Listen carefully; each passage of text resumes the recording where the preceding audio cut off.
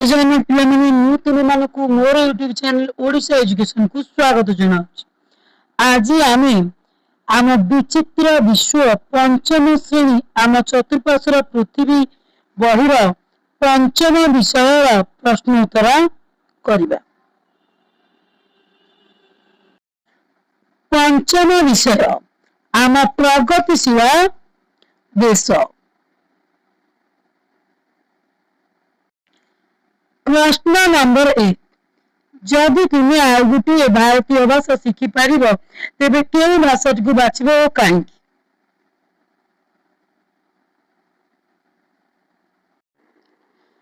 ଉତ୍ତର, ଏହା ଏକ ନିଜସ୍ୱ ପସନ୍ଦର ପ୍ରଶ୍ନ, ତଥାପି ପାଠ ଆଧାରରେ ଏହାର ଏକ ସମ୍ଭାବ୍ୟ ଉତ୍ତର ସରଳ ଭାଷାରେ ଦିଆଗଲା। ମୁଁ ଆଉ ଗୋଟିଏ ଭାରତୀୟ ଭାଷା ଭାବରେ ହିନ୍ଦୀ ଶିଖିବାକୁ ବାଛିବି। ଭାରତର ଅନେକ ଭାଷାଭାଷୀ ଲୋକ ବାସ କରନ୍ତି ଏବଂ ପ୍ରାୟ 1000ରୁ ଅଧିକ ଲୋକେ କଥାବାର୍ତ୍ତା କରନ୍ତି। ଅଧିକ ଭାଷା ଜାଣିଥିଲେ ଆମେ ଦେଶର ବିଭିନ୍ନ ପ୍ରାନ୍ତର ଲୋକଙ୍କ ସହ ସହଜରେ କଥା ହୋଇପାରିବା। ପ୍ରତ୍ୟେକ ଭାଷା ତାର ନିଜସ୍ୱ ଇତିହାସ, ସଙ୍ଗୀତ ଓ କାହାଣୀରେ ସମୃଦ୍ଧ। ତେଣୁ ନୂଆ ଭାଷା ଶିଖିଲେ ମୁଁ ସେହି ଭାଷାର ସମୃଦ୍ଧ ସଂସ୍କୃତି ଓ ପରମ୍ପରା ବିଷୟରେ ଅଧିକ କିଛି ଜାଣିବାର ସୁଯୋଗ ପାଇବି। ଆମ ଦେଶ ଭାରତ ହେଉଛି ବିଶ୍ୱର ଅନ୍ୟତମ ବହୁଭାଷୀ ଦେଶ।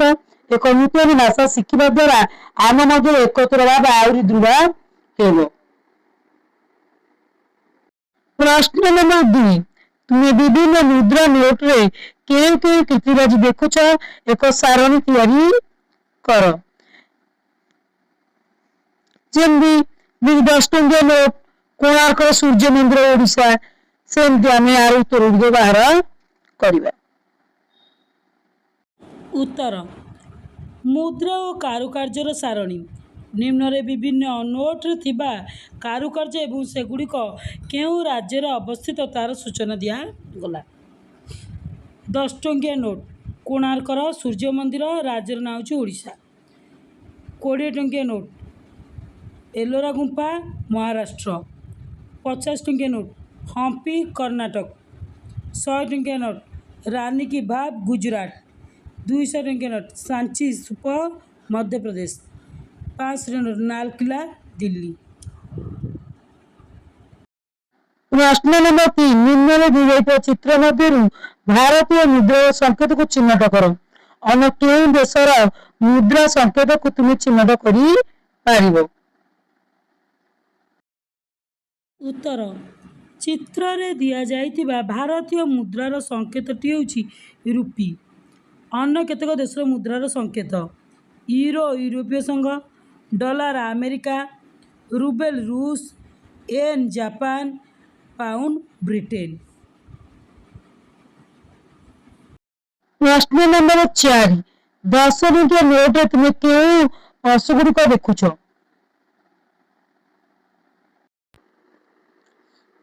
ଉତ୍ତର, ଗୋଟିଏ 10 ଟଙ୍କିଆ ନୋଟକୁ ଭଲ ଭାବରେ ପର୍ଯ୍ୟବେକ୍ଷଣ କଲେ ଆମେ ସେଥିରେ କିଛି ପଶୁଙ୍କର ଚିତ୍ର ଦେଖିପାରିବା। ନୋଟର ଆଗପଟେ ଆମ ଦେଶର ଜାତୀୟ ସଂକେତ ରହିଛି, ଯେଉଁଥିରେ ଗୋଟିଏ ବୃତ୍ତାକାର ପିଣ୍ଡି ଉପରେ 3ଟି ସିଂହ ଠିଆ ହୋଇଥିବାର ଦେଖାଯାଏ। ଏହି ସିଂହମାନେ ଆମ ଦେଶର ଶକ୍ତି, ସାହସ ଓ ଆତ୍ମବିଶ୍ୱାସର ପ୍ରତୀକ ଅଟନ୍ତି। ଏହା ବ୍ୟତୀତ ନୋଟର ପଛପଟେ ଆମ ଓଡ଼ିଶାର ପ୍ରସିଦ୍ଧ ସୂର୍ଯ୍ୟ ମନ୍ଦିରର ଚିତ୍ର ରହିଛି। ସେହି ମନ୍ଦିରର ଚିତ୍ରରେ ଘୋଡ଼ାର ପ୍ରତିଛବି ମଧ୍ୟ ଦେଖିବାକୁ ମିଳେ। ନମ୍ବର 5, ତୁମେ ତୁମର ବିଦ୍ୟାଳୟରେ କିମ୍ବା ଅନ୍ୟ କୌଣସି ସ୍ଥାନରେ ଭାରତର କେତେକ ମହାନ ବ୍ୟକ୍ତିଙ୍କ ଫଟୋ ଦେଖିଥିବ। ତଳେ ଦିଆଯାଇଥିବା ମହାନ ପୁରୁଷ ଏବଂ ମହିଳାଙ୍କ ନାମ ଚିହ୍ନଟ କର ଏବଂ ସେମାନଙ୍କ ଅବଦାନ ବିଷୟରେ ଲେଖ। ଉତ୍ତର, 1, ଭଗତ ସିଂ। ସେ ଭାରତୀୟ ସ୍ୱାଧୀନତା ସଂଗ୍ରାମର ଜଣେ ଅଗ୍ରଣୀ ଯୁବ ବିପ୍ଳବୀ ଥିଲେ। ଦେଶକୁ ଇଂରେଜ ଶାସନରୁ ମୁକ୍ତ କରିବା ପାଇଁ ସେ ନିଜ ଜୀବନକୁ ଉତ୍ସର୍ଗ କରିଥିଲେ ଏବଂ ହସି ହସି ଫାଶୀ ଖୁଣ୍ଟରେ ଝୁଲି ପଡ଼ିଥିଲେ। 2, ଝାନ୍ସୀ ରାଣୀ ଲକ୍ଷ୍ମୀବାଇ। ସେ 1857 ମସିହାରେ ସିପାହୀ ବିଦ୍ରୋହର ଜଣେ ପ୍ରମୁଖ ନେତ୍ରୀ ଥିଲେ। ନିଜ ରାଜ୍ୟ ଝାନ୍ସୀକୁ ଇଂରେଜମାନଙ୍କ କବଳରୁ ରକ୍ଷା କରିବା ପାଇଁ ସେ ପିଠିରେ ନିଜ ପୁତ୍ରକୁ ବାନ୍ଧି ଅତ୍ୟନ୍ତ ବୀରତ୍ୱର ସହ ଯୁଦ୍ଧ କରିଥିଲେ ଏବଂ ବୀର ଗତି ପ୍ରାପ୍ତ ହୋଇଥିଲେ। ଭାରତୀୟ ନାରୀ ଶକ୍ତି ଏବଂ ଦେଶ ପ୍ରେମରେ ସେ ଏକ ଅମର ପ୍ରତୀକ।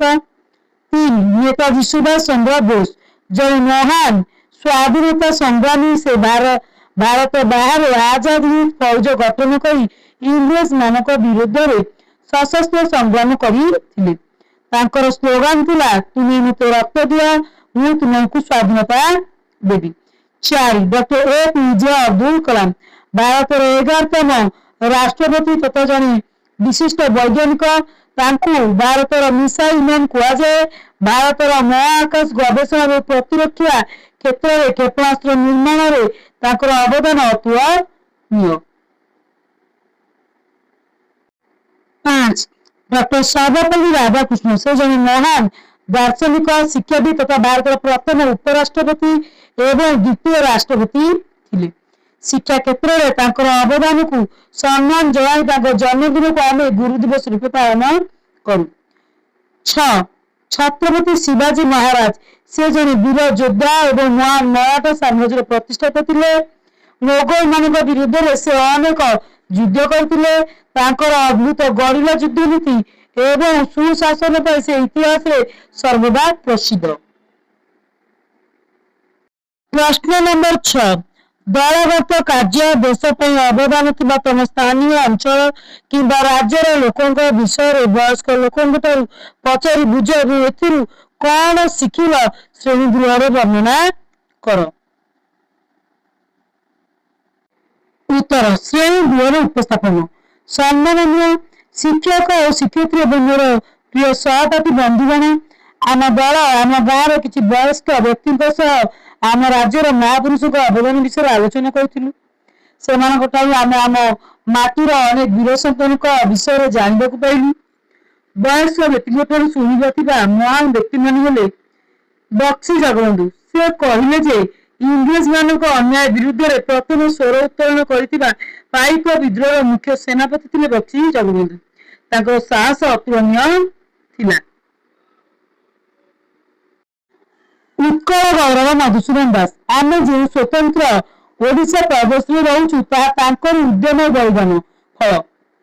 ଓଡ଼ିଆ ଭାଷା ଓ ଜାତିକୁ ବଞ୍ଚାଇବାରେ ସେ ମୁଖ୍ୟ ଭୂମିକା ନେଇଥିଲେ। ବୀର ସୁରେନ୍ଦ୍ର ସାଏ ପଶ୍ଚିମ ଓଡ଼ିଶାର ଏହି ବୀର ସଂଗ୍ରାମୀ ଇଂରେଜ ମାନଙ୍କ ବିରୁଦ୍ଧରେ ଆଜୀବନ ଲଢ଼େଇ କରି ଜେଲରେ ନିଜର ଶେଷ ନିଶ୍ୱାସ ତ୍ୟାଗ କରିଥିଲେ ମଧ୍ୟ ହାର ମାନି ନଥିଲେ।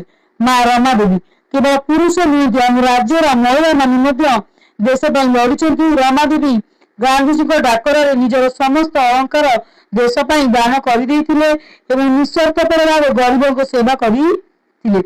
ଏଥିରୁ ଆମେ କଣ ଶିଖିଲୁ? ଏହି ଆଲୋଚନାରୁ ଆମ ଦଳ ନିମ୍ନଲିଖିତ ଶିକ୍ଷା ଲାଭ କଲା। ଦେଶ ପ୍ରେମ ଓ ତ୍ୟାଗ ନିଜ ବ୍ୟକ୍ତିଗତ ସ୍ୱାର୍ଥ ଅପେକ୍ଷା ଦେଶ ଏବଂ ସମାଜର ମଙ୍ଗଳ ପାଇଁ କାମ କରିବା ସବୁଠାରୁ ବଡ଼ ଧର୍ମ। ସାହସ ଓ ନିର୍ଭୀକତା ଅନ୍ୟାୟ ଏବଂ ଅତ୍ୟାଚାର ବିରୁଦ୍ଧରେ ଆମକୁ ସବୁବେଳେ ସାହସର ସହିତ ଠିଆ ହେବାକୁ ପଡ଼ିବ। ମାତୃଭାଷା ପ୍ରତି ସମ୍ମାନ ମଧୁସୂଦନ ମଧୁବାବୁଙ୍କ ପରି ଆମକୁ ମଧ୍ୟ ନିଜ ମାତୃଭାଷା ଓ ସଂସ୍କୃତିକୁ ସମ୍ମାନ ଦେବା ଉଚିତ। ଏହି ମହାପୁରୁଷଙ୍କ ଜୀବନୀ ଆମ ପାଇଁ ଏକ ବଡ଼ ପ୍ରେରଣା। ଧନ୍ୟବାଦ। ପ୍ରଶ୍ନ ନମ୍ବର 7. ପ୍ରକଳ୍ପ ସାଂସ୍କୃତିକ ମେଳା ଭାରତର ସମୃଦ୍ଧ ବିବିଧତାକୁ ପାଳନ କର, ଯେଉଁଠାରେ ପ୍ରତ୍ୟେକ ରାଜ୍ୟ ନିଜର ଗୌରବର କାହାଣୀ କହୁଛନ୍ତି। ପ୍ରଥମେ ଶ୍ରେଣୀକୁ ବିଭିନ୍ନ ଦଳରେ ବିଭକ୍ତ କର। ପ୍ରତ୍ୟେକ ଦଳକୁ ଭାରତର ଭିନ୍ନ ଭିନ୍ନ ରାଜ୍ୟର ନାମରେ ନାମିତ କର। ପ୍ରତ୍ୟେକ ଦଳ ସେମାନଙ୍କ ନିର୍ଦ୍ଧାରିତ ରାଜ୍ୟ ସମ୍ପର୍କରେ ତଥ୍ୟ ସଂଗ୍ରହ କରି ସେମାନଙ୍କ ପାରମ୍ପରିକ ପୋଷାକ, ଲୋକପ୍ରିୟ ଖାଦ୍ୟ, ପର୍ବପର୍ବାଣୀ, ଭାଷା, ନୂତନ ସଙ୍ଗୀତ ଉପରେ ଏକ ବିବରଣୀ ପ୍ରସ୍ତୁତ କରି ଉପସ୍ଥାପନ କରିବେ। ଉତ୍ତର, ଦଳ ଗଠନ ଓ ନାମକରଣ। ପ୍ରଥମେ ଶ୍ରେଣୀର ସମସ୍ତ ପିଲା ମିଶି କିଛି ଛୋଟ ଛୋଟ ଦଳ ତିଆରି କରିବେ। ତାପରେ ପ୍ରତ୍ୟେକ ଦଳ ନିଜ ପାଇଁ ଭାରତର ଗୋଟିଏ ଗୋଟିଏ ରାଜ୍ୟର ନାମ ବାଛିବେ।